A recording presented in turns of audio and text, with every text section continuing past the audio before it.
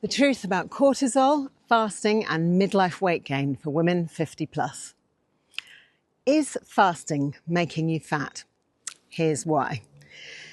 So you're fasting, you're eating clean, you're exercising like an 80s raver on speed on a Friday night at the Camden Palais. You've dumped the carbs, the beers, the wine, the pizzas, the cheeky McDonald's. All the joy has gone from your fridge. You've literally turned into a health freak. And yet, despite all of this good behaviour, your belly fat's staging a comeback tour. Does this sound familiar? Well, I'm about to show you why all your best efforts could be misguided and backfiring. And it's down to a stressy little hormone called cortisol. Most people over 50 get this completely wrong. And if you're a woman over 50, the stakes are even higher. So let's fix that. Part 2, why this video matters, especially for women. This isn't just about belly fat. It's about hormones and stress and the truth that nobody told you about midlife metabolism. Because if your cortisol is stuck in overdrive, then nothing else you do will work. Nothing. Zero. Zilch. The only thing getting leaner is your patience. Fasting, calorie counting, all the exercise, it all hits a wall. And that wall is made of stubborn belly fat and hormones and bad advice from the 80s and 90s. If you haven't met me before, I'm Emma Voysey. I'm a former sugar addict, eating disordered sugar addict, and an accidental myth buster. I'm not here to sell you a detox tea. I've been down all the rabbit holes, so you don't have to. I'm here to help you understand your body and get it working with you rather than against you. Part 3, cortisol. Whoop, hello. Cortisol 101, the survival hormone that will not quit. First off, let's not hate on cortisol because it isn't the villain here. It's your survival hormone, and it's the one that wakes you up in the mornings. It helps you focus. It keeps you alive when you're stressed. It helps you run away from saber-toothed tigers or muggers in our modern world. But a chronically high cortisol, that's a fat-storing, muscle-wasting, sleep-wrecking troublemaker, especially after menopause. So studies from King's College London and also Harvard University show us that our cortisol increases with age. This is why we get more anxious as we get older. It's why things become scarier to lots of us as we approach our mid-years and beyond.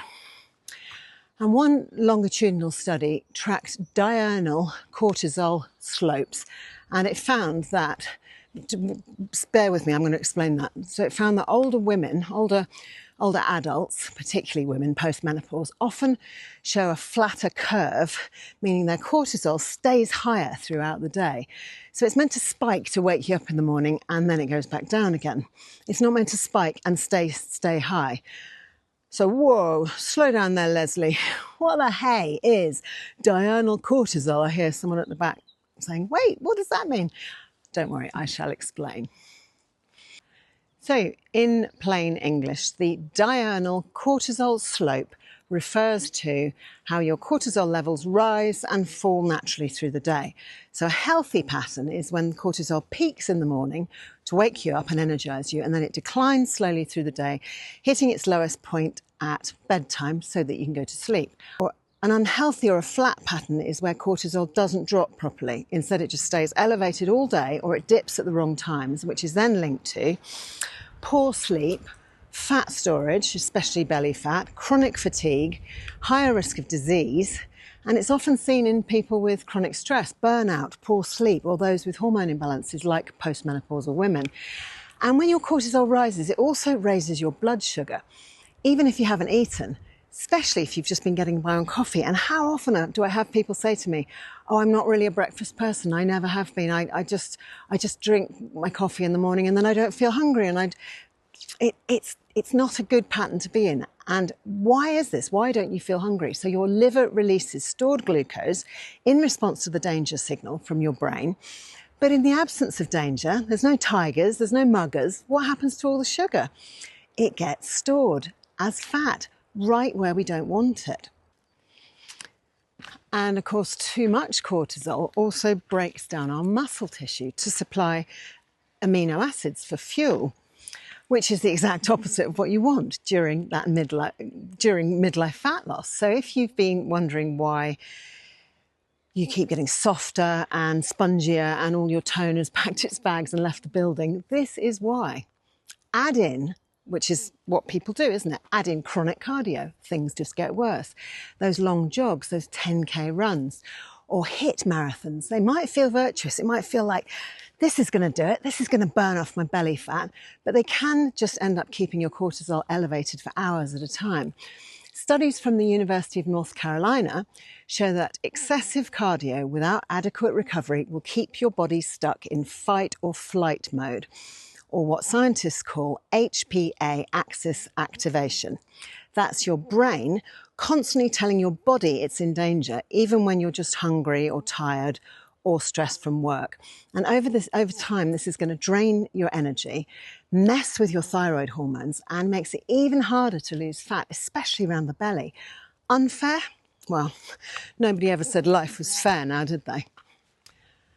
Part 4, your hormones after 50, why nothing feels fair. And I just remembered when I was a nanny, when I was 19, and I looked after 3 little American kids, they used to say, no fair, which I just thought was so cute and wasn't how British kids would speak. Before menopause, your estrogen helps to buffer cortisol. And now, in menopause or post-menopause, that buffer's gone. Cortisol spikes higher, it lasts longer, and it tells your body, store fat, especially around the middle. Even if you're eating less and exercising more, which is what most people try and do, with menopause arriving for many women earlier and earlier, this can happen for any time from your early 40s onwards. And yes, you could add in bioidentical hormones in the form of HRT, which is what your doctor will suggest in most cases. But now you're on your own hormones have completely given up. They give up entirely because now you're reliant on a medication to get you through this. And that, to me, is a really scary prospect. And if you've ever heard the phrase, eat less, move more, which I'm sure you have because I've quoted it many times in my videos as well. Fun fact, it was coined by Coca-Cola in 2013, not exactly a reliable source of nutritional truth. Men lose weight more easily in midlife because their testosterone helps to keep cortisol in check. They do have, she says, trying not to fall over a rock. They do have estrogen and progesterone as well, but in much smaller quantities than we do as women, which is why they lose weight more easily. But for women, that hormonal advantage has disappeared, which is why we need a smarter, not harder strategy. Very hot today. Mikey's very thirsty. Good boy. Part 5, how fasting goes wrong and when it works. So fasting is super powerful when it's used wisely. But if you fast for, do you want some more? If you fast for too long or too late in the day, or you pair it with too much caffeine and too little sleep, you don't get the metabolic magic that everyone else is barking on about. You get cortisol chaos. The HPA axis, which stands for, wait for it, long word incoming, hypothalamic pituitary adrenal axis. You can see why we call it HPA axis. It literally means the direct line between your brain and your adrenal glands, which are like 2 little top hats, and they sit on each of your kidneys. They can become dysregulated, or in normal parlance, buggered up, under constant stress, whether that stress is emotional or nutritional.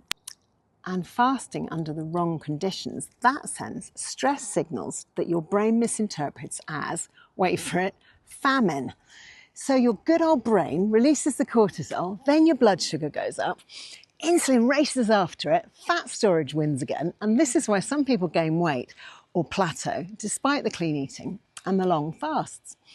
Living in purgatory for no good results. How depressing. And it's just, isn't it just no wonder that people fall off the health wagon? It doesn't bloody work. So let's not forget, just sleep deprivation alone increases your cortisol by up to 45%. That's like a huge amount. That's so much extra cortisol just from one bad night's sleep. One night of poor sleep can raise ghrelin, it sounds like gremlin, your hunger hormone, while suppressing leptin, the satiety or the I've had enough signal. I'm up in the mountains and look at these beautiful flowers. It's so pretty up here. Look at all the different ones. And look at the view. It's so gorgeous. Still a little tiny bit of snow over there on the peaks. Nothing left over there. And those buildings and the roads, you can see that's my town of La Massana down there. And look, more snowy peaks, but look, it's almost completely melted. And that peak over there is looking across to Spain. And over there, it's looking across to a mountain. And over there, it's looking across to a mountain called Casamagna, which we climbed last summer. That was a long day. Part 6, the smart way to fast after 50. So if you're a woman in midlife and you're stuck and you're stressed and you're struggling, your sweet spot may just be 14 to 16 hours, and that's it.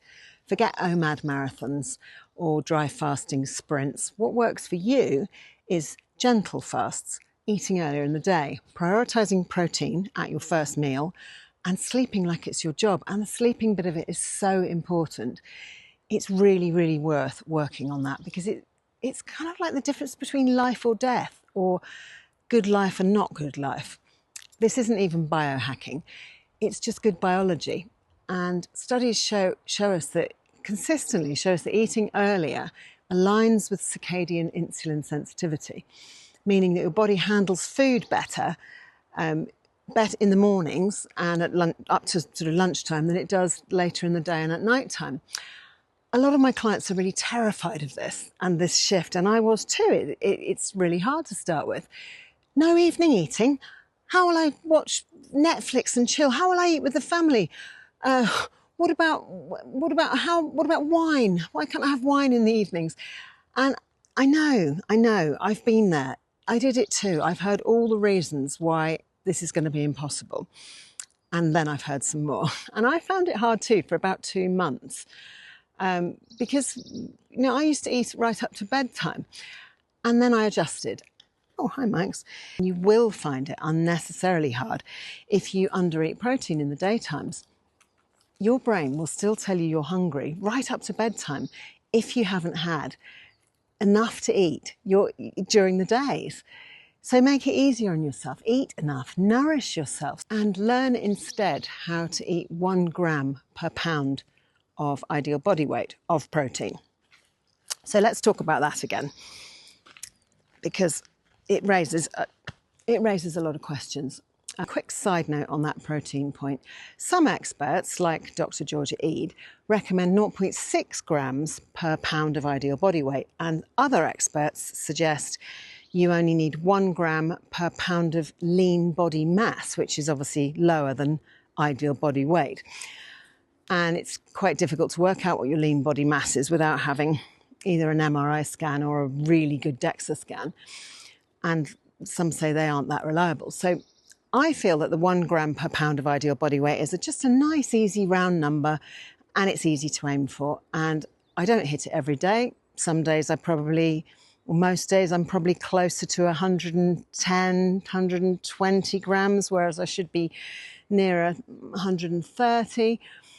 But I'm doing really well on it, and I feel great. And so by aiming high, but coming in a bit lower, you're still doing brilliantly, because you only have to compare eating like that to the tiny goat's cheese salads that you used to eat. And that was the way I always used to eat. And ladies and gentlemen, the snacking has to stop. We are not grazing animals. We are apex predators. And we didn't evolve prettily nibbling all day like goats and sheep. If you eat enough at each meal, and if you're only eating 2 meals a day, you don't need to snack.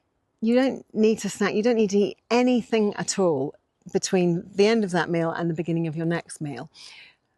And walk after your meals. 10 minutes after eating, just 10 minutes walk helps to reduce that post-meal blood sugar spike, and it will nudge you back into fat burning faster. And if you can do 30 minutes, even better, obviously time permitting. Part 7, 5 signs your cortisol might be too high. You've got belly fat despite dieting, you're wired but tired, really exhausted, terrible sleep, especially the early waking between 2 and 3 in the morning and then not being able to re-sleep. Afternoon slumps or those terrible insatiable sugar cravings. Quick side note here, insatiable sugar cravings can also be down to an out of whack microbiome, so your gut bacteria are out of balance. You've got too many bad ones versus not enough of the good ones. And it can also be down to an overburden of fungus or even parasites. Now, I know that this is disgusting and nobody wants to think about having worms, but we're mammals, we get parasites. We worm our pets. Think about occasionally worming yourself.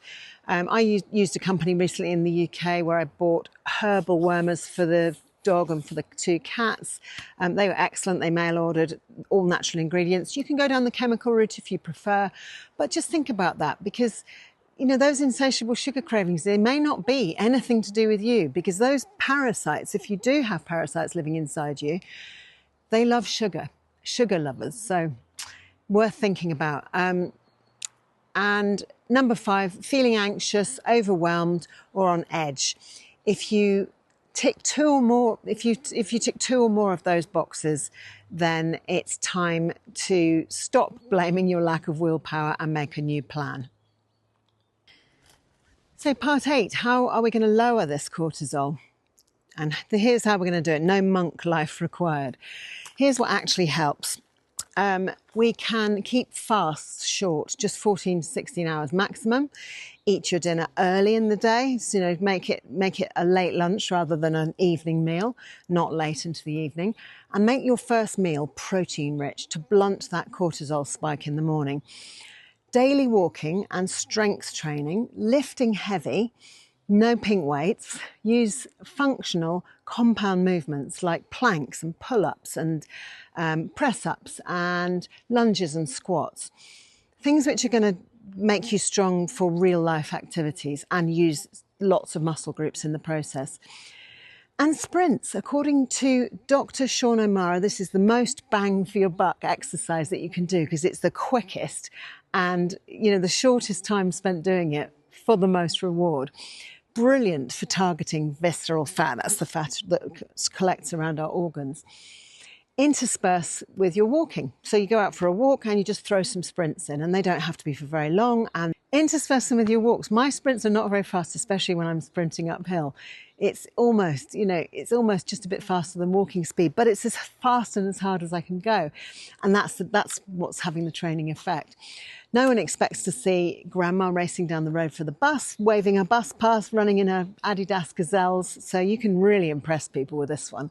If you learn how to, or start sprinting, start running again, but for short distances. And it's also great for catching wayward grandchildren.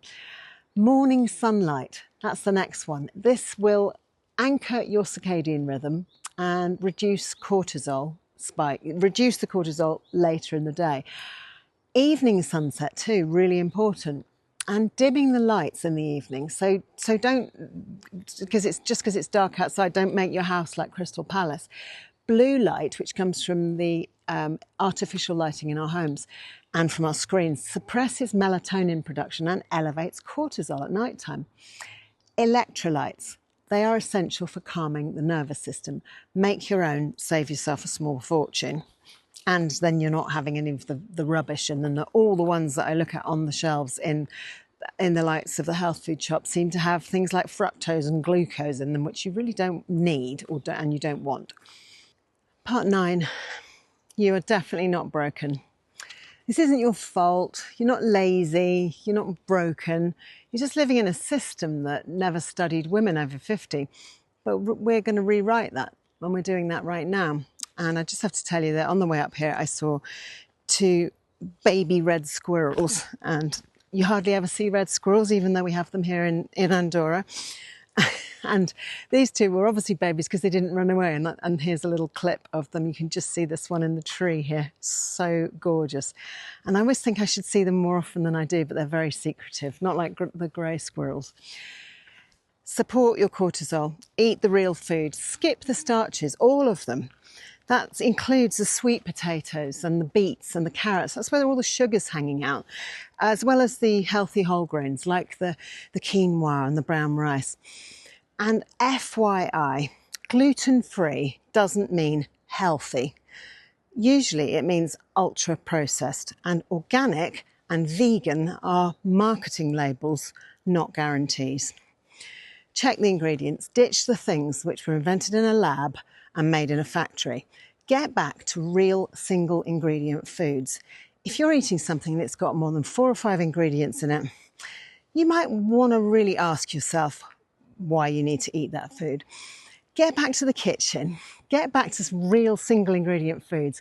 You can trust your own judgment and you don't have to rely on anyone else's, particularly big food. Those guys definitely do not have your back. Reverse the insulin resistance, get your circadian rhythm back on track, and let your body do what it was designed to do, which is heal you. This is not going to be an overnight fix. And I know, you want to be able to do those longer fasts, those healing fasts. You want to experience the autophagy. You want the stem cell regeneration that you get at 72 hours of fasting. But first, we have to calm down your overexcitable nervous system because it's not doing you any good. And if your doctor tells you that it's just your age, then smile at him and send him this video.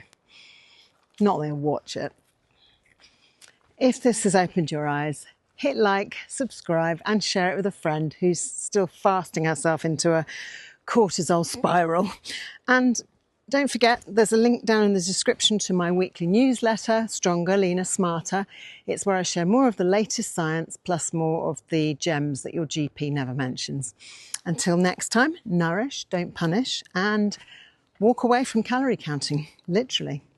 If you've enjoyed this video, you might like to watch one of these two next. So until next time, thank you so much for watching. I really appreciate you. Cheerio for now.